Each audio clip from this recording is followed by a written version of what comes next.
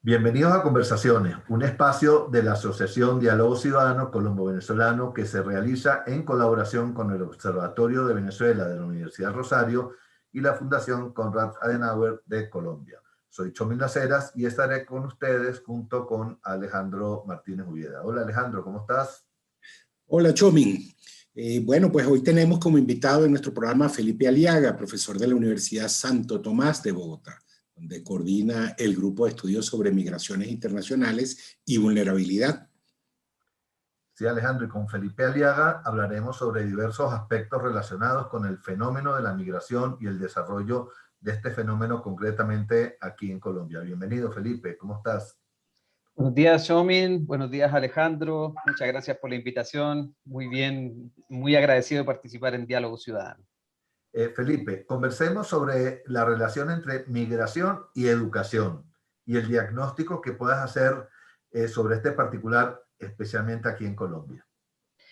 Bueno, Shomin, la educación es un derecho humano fundamental, ¿no? de los ciudadanos, es un derecho humano de los migrantes, por lo tanto debe ser resguardado, debe ser protegido.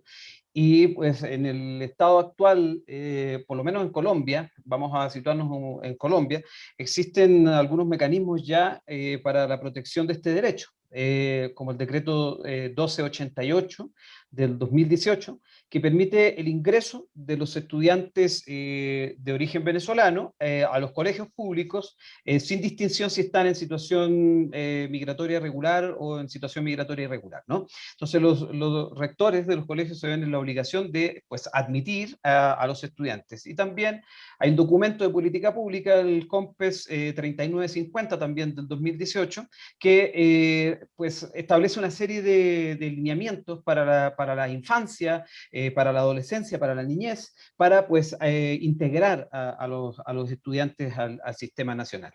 Entonces, pues en Colombia ya han habido unos pasos muy importantes, son recientes, estamos hablando hace apenas 3 años, ¿no? de aparición de estos documentos, de hecho el COMPES aparece a fines del 2018, entonces ya tenemos un paso para la protección de la niñez y la educación, ¿no? Es un aspecto fundamental dentro de los derechos, pues que hay que resguardar, así como la salud, así como la vivienda, como la alimentación, digamos, pues esto todo viene por los derechos humanos, por los derechos de la niñez. Entonces, pues en Colombia podemos observar que sí hay una protección a ese universo de población que pues el CIMAT registra alrededor de 200.000 estudiantes, sí, en el sistema educativo público colombiano, ¿no? Entonces, lo cual es una cuestión bastante favorable.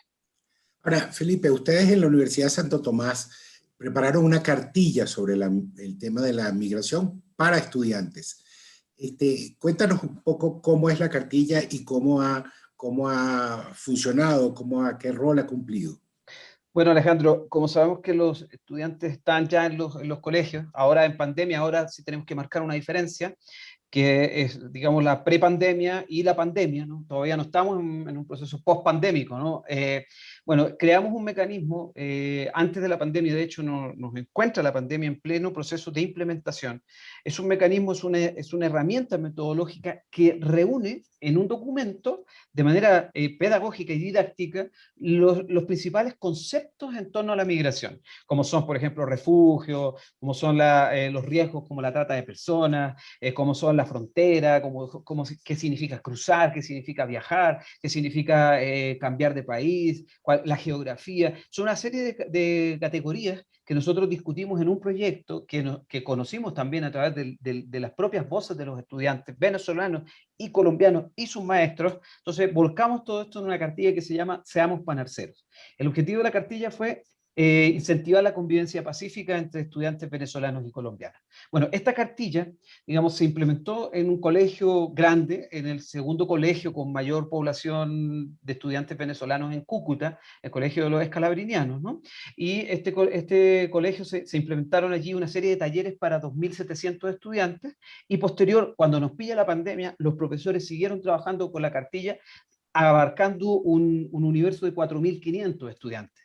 Entonces, estos estudiantes lo que hacían con la cartilla era una serie de ejercicios, de dinámicas, de representaciones, de actuaciones, para poder hablar un poco y para poder ponerse en el lugar del otro, ¿no? Tanto los chicos venezolanos como los chicos colombianos, porque de esto de lo que se trataba era hacer dinámicas que llevaran a la comprensión del fenómeno migratorio.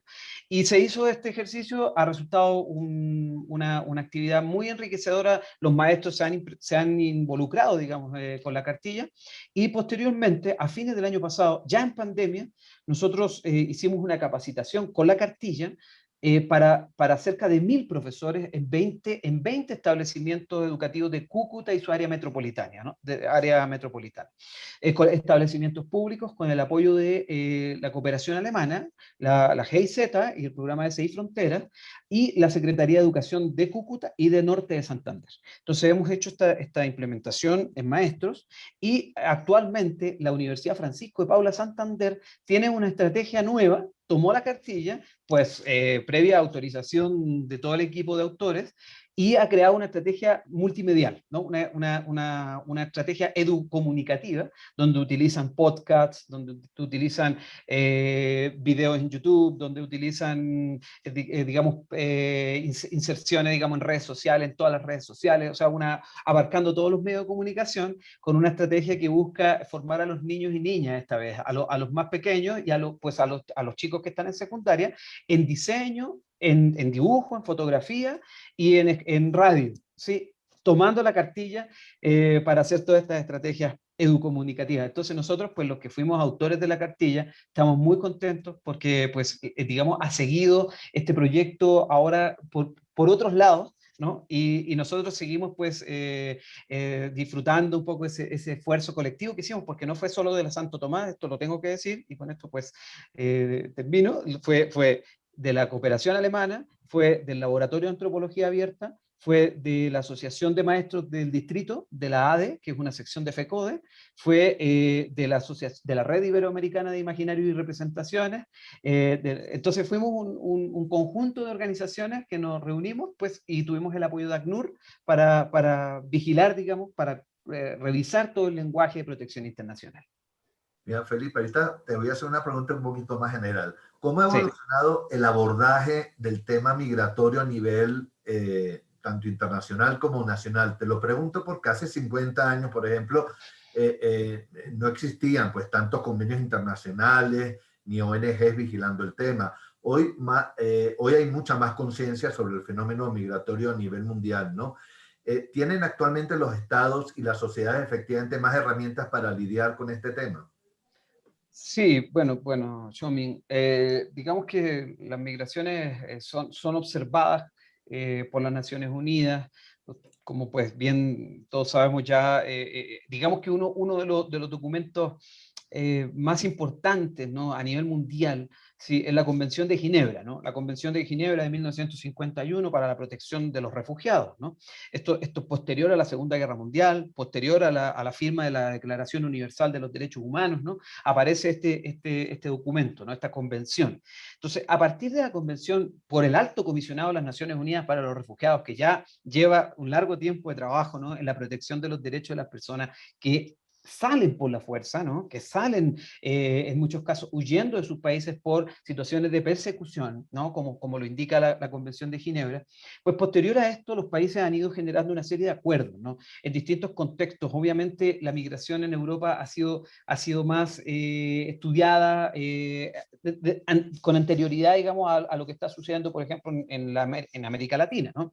Digamos que la migración norte-sur, como se le ha conocido, ¿no?, empieza pues hace varias décadas ya, buscando un poco este tema por un lado, el tema de las migraciones se da por las colonizaciones, por la colonia, ¿no?, de los países europeos. Por otro lado, pueden haber teorías relacionadas con el desarrollo económico, ¿no?, como la teoría de la dependencia o la teoría del centro y periferia, ¿no?, que ha llevado a que muchas poblaciones del sur migren hacia el norte buscando mejores oportunidades, ¿no? Esas migraciones han generado que pues, los países ya empiecen a recibir estos colectivos de migrantes países y empiezan a discutir sus maneras de organizar esta migración y de regularla, entre comillas, ¿no? Entonces aparecen pues aparecen acuerdos bilaterales, aparecen una serie de tratados no internacionales, que pues el Tratado de Tampere, aparecen, digamos, acá en América Latina, también acuerdos como, por ejemplo, Mercosur, ¿no? El Tratado de la Movilidad Humana a nivel de Mercosur, aparece, por ejemplo, la Declaración de Cartagena de 1984, para poder observar un poco las características de la población refugiada en el continente, ¿no? Entonces empiezan a surgir una serie de mecanismos jurídicos, ¿no? Empiezan a emerger las leyes. ¿Sí? Todo este aparataje legal es reciente, ¿no? Es reciente inclusive en los países europeos, ¿no? ¿Y para qué hablar de América Latina? Las leyes en América Latina recientemente en muchos países están discutiendo, inclusive en Colombia, ¿no? O sea, las leyes más integrales, porque por ejemplo en Colombia, vamos a situarnos en este país, la discusión política empieza en el 2009, ¿no? Ya empieza a haber un COMPES allí que observa sobre todo la emigración de los colombianos. Es que hay una cosa que a veces se olvida, ¿no? Y es que los colombianos siempre han sido emigrantes, ¿sí? Por la situación económica, por lo que hablábamos, ¿no? Un poco de buscando oportunidades o por el conflicto armado interno. Entonces empieza este trabajo, digamos, jurídico que decanta pues, en el 2011 con la ley 1465 y en el 2012 con la ley 1565, que van orientadas sobre todo la 1465 a las comunidades de colombianos en el exterior, ¿sí? Y la 1565 a los retornados. Sí, entonces pasan varios años hasta que el fenómeno migratorio venezolano impacta, digamos, a los países latinoamericanos y hoy en día pues hay un flujo mayor, no solo de Venezuela, ¿no? Hay un flujo mayor sur-sur, es decir, dentro de los continentes hay movilidad interna, ¿no? Hay movilidad interna dentro de los continentes, ¿no? No intercontinental. Entonces eso ha llevado a que pues haya una serie de mecanismos de regulación. De hecho, la mayoría de los marcos jurídicos de los países latinoamericanos no pasan más allá de los 15 años, ¿no? O sea, si uno empieza a hacer un balance, te vas a dar cuenta, Chomín, que la mayoría de las leyes, ¿sí? Y los marcos regulatorios no son antiguos, ¿no? Entonces este fenómeno, por lo menos en América Latina, es más bien reciente. Pues si observamos Estados Unidos o si observamos Europa, ya por el tema que les mencionaba en relación al colonialismo, en relación a la búsqueda de oportunidades laborales, hay otro tipo de discusiones. Por ejemplo, en el caso de España, que es una realidad que conozco muy de cerca, podemos encontrar, por ejemplo, un plan de integración en cada comunidad autónoma. Fíjate, Chomín, en cada comunidad autónoma, y no solamente un plan, sino que ya va en sus varias ediciones, ¿no? ¿Qué significa eso? Que los distintos sectores de la sociedad se han sentado a discutir cuáles son esos mecanismos, porque cada ley o cada mecanismo regulatorio también es propio de la cultura del lugar, es contextual, es situado, ¿no? Eso es muy importante discutir. Por eso a veces cuesta tanto establecer mecanismos conjuntos, ¿no? Como el Pacto Europeo que hoy en día está en discusión, ¿no? Que no ha sido porque los países tiran cada uno para su lado también, ¿no? A pesar de que la Unión Europea, por ejemplo, ha querido establecer unos estándares, ¿sí? Pero esos estándares entran en conflicto con los criterios morales incluso, ¿sí? Con los criterios morales de cada país. Felipe, te pediría una respuesta breve, pero hay un tema importantísimo. Toda migración masiva trae consigo un fenómeno muy lamentable que es la xenofobia. ¿Cómo lo aprecias tú en el caso colombiano? Alejandro, la xenofobia, digamos que se debe hay muchos motivos, ¿no? Simplemente explicar que la xenofobia, una de sus causas, digamos, es la formación que tienen los ciudadanos en relación a cómo se han ido conformando los países. ¿Sí? O sea, los ciudadanos, a nosotros los ciudadanos de donde uno nazca, digamos, ¿no? Lo crían pensando en los padres de la patria, en los inicios de la nación, en que el territorio es soberano y en que es más, prácticamente se empieza a generar esa idea de que el país es lo primero y no el mundo, ¿no? Entonces partimos pensando de manera local y no global. ¿Sí? Hoy en día la generación global está cambiando esa perspectiva, ¿ya? O sea, hoy en día la generación global piensa más de manera transnacional, entonces ya empiezan a tener apegos y referencias de distintas partes del mundo, pero todavía prima en la educación, incluso en la educación, un enfoque muy nacionalista, ¿sí? No me refiero a esos nacionalismos extremos, pero sí a enarbolar, digamos, ¿no? Esos principios nacionales.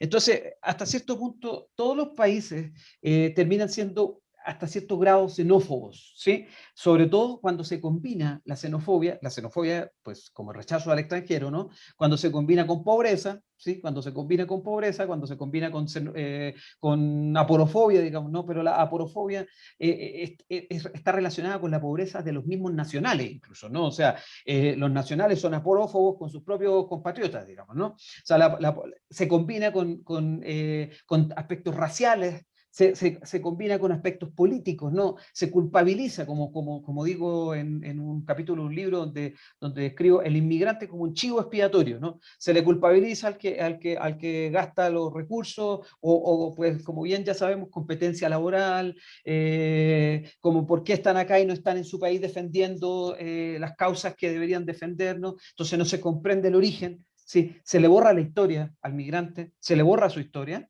Entonces, pues, en este momento, lo cierto es que la xenofobia se presenta, digamos, de manera sutil, ¿no? Porque existe y hay, por ejemplo, muchos espacios donde la xenofobia se construye, ¿no? Se construye en las redes sociales, se construye en el desprecio, se construye a través del desprecio, que es una forma de violencia, ¿no? Es una forma de maltrato. Se construye en la hipocresía también. Entonces, pues podemos ver que la xenofobia, pues gran parte de los estudios que hay actualmente en pandemia, ¿sí? Que son, por ejemplo, de organismos internacionales, sondeos que han hecho a nivel latinoamericano, demuestran que sí hay un crecimiento de la xenofobia. O sea, hay un común acuerdo de que sí hay un crecimiento, porque ese crecimiento tiene que ver también con la noción de empiezan a escasear los recursos, digamos, ¿no? Empiezan a escasear esos recursos y la idea nacionalista de primero para los nacionales y después para los extranjeros, ¿no? O para los inmigrantes.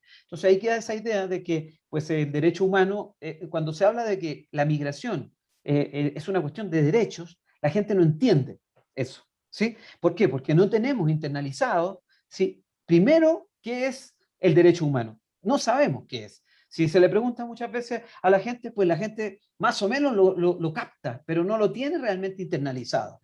Y eso es lo que, pues, detona también el hecho de no pensar en el otro, ¿sí? De no ponernos en el otro y más bien considerar al otro como un enemigo, ¿no? Y eso es una cuestión que no es menor y que, pues, y por la cual hay que trabajar, ¿no? Y son muchas las organizaciones que están trabajando en eso. O sea, digamos, ahora en pandemia es más complicado aún, pero las organizaciones no se cansan. Y, por ejemplo, el trabajo que se está haciendo con la cartilla Seamos Panarceros es un ejemplo, ¿no? O sea, seguir trabajando como trabajo de hormiga, porque por todos los frentes se puede detonar de repente un acto de xenofobia que puede desafortunadamente suscitar una situación de violencia grave, ¿no? Entonces es lo que queremos evitar, ¿no?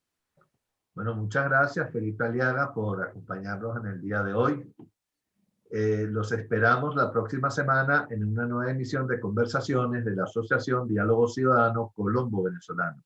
Pueden seguirnos también por nuestras redes, así como por las del Observatorio de Venezuela de la Universidad de Rosario y de la Fundación Konrad Adenauer de Colombia, así como en el portal talcualdigital.com de Caracas. Hasta luego, Felipe. Muchas gracias, Chomin. Muchas gracias, Alejandro. Hasta luego.